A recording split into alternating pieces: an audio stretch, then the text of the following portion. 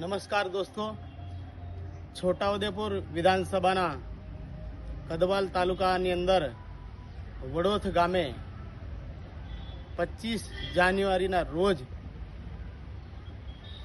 આમ આદમી પાર્ટી દ્વારા પરિવર્તન સભાનું આયોજન રાખવામાં આવેલ છે, જેમાં ખાસ કરીને લોકનાયક ચૈતરભાઈ વસાવા સભાને સંબોધવા માટે પધારવાના છે.